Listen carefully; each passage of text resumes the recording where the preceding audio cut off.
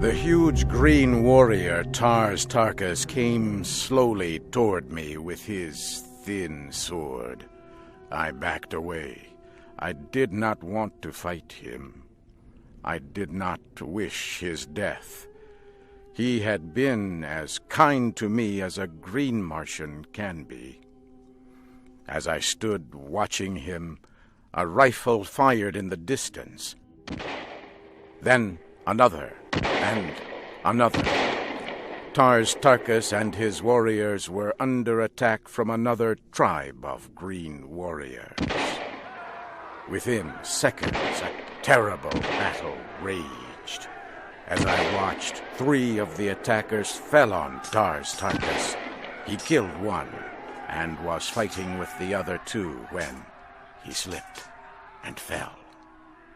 I ran to his aid, swinging my sword. He was on his feet. Shoulder to shoulder, we fought against the attackers. They finally withdrew after an hour of fierce fighting. John Carter, I think I understand the meaning of the word friend. You saved my life when I was about to take yours. From this day, you are no longer a captive among our people, but a leader and great warrior among us. There was a smile on his face. Once again, he took off a metal band from his arm and gave it to me. I have a question for you, John Carter. I understand why you took the Red Woman with you. But why did Sola leave her people and go with you? She did not want to see me or the princess harmed. She does not like the great games held by your people where captives are led to die. She knows if she is caught, she too will die in the games. She told me she hates the games because her mother died there. What? How could she know her mother?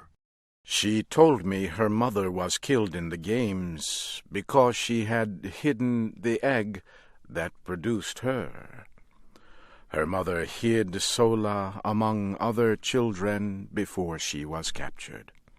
Sola said she was a kind woman, not like others of your tribe. Tars Tarkas grew angry as I was speaking, but I could see past his anger. I could see pain in his eyes. I immediately knew Sola's great secret. I have a question for you, Tars Tarkas. Did you know Sola's mother? Yes, and if I could have, I would have prevented her death. I know this story to be true. I have always known the woman who died in those games had a child.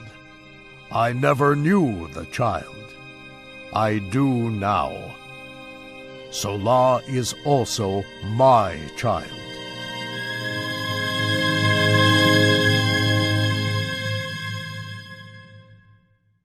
For 3 days we followed the trail left by the Princess Deja Torres, Sola, and poor ugly Wula.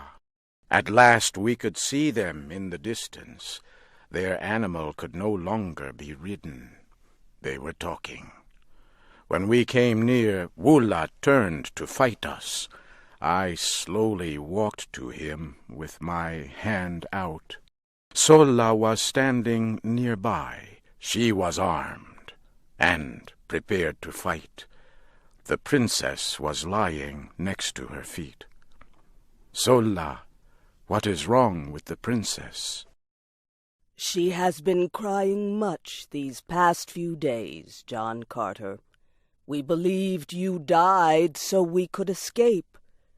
The thought of your death was very heavy on this woman, my friend Deja Thoris. Come and tell her you are among the living. Perhaps that will stop her crying. I walked to where the Princess Deja Thoris was lying on the ground. She looked at me with eyes that were red from crying. "Princess, you are no longer in danger. Tars Tarkas has come with me as a friend. He and his warriors will help to see you safely home. And Sola, I would have you greet your father, Tars Tarkas, a great leader among your people. Your secret no longer means death to anyone. He already knows you are his daughter. The two of you have nothing to fear." Sola turned and looked at Tars Tarkas. She held out her hand. He took it. It was a new beginning for them. I know our world has never before seen anyone like you, John Carter. Can it be that all Earthmen are like you? I was alone, a stranger, hunted, threatened, yet you would freely give your life to save me. You come to me now with a tribe of green warriors who offer their friendship. You are no longer a captive, but wear the medal of great rank among their people. No man has ever done this. "Princess, I have done many strange things in my life, many things much smarter men would not have done. And now, before my courage fails, I would ask you to be mine in marriage."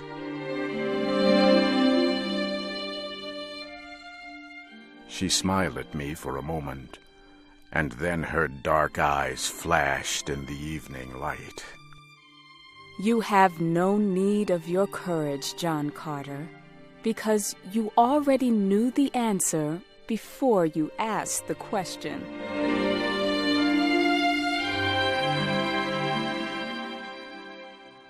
Several days later, we reached the city of Helium. At first, the red men of Helium thought we were an attacking army, but they soon saw their princess. We were greeted with great joy. Tars Tarkas and his green warriors caused the greatest excitement. This huge group of green warriors entered the city as friends and allies. I soon met Tardos Mors, the grandfather of Deja Thoris. He tried several times to thank me for saving the life of the princess, but tears filled his eyes, and he could not speak.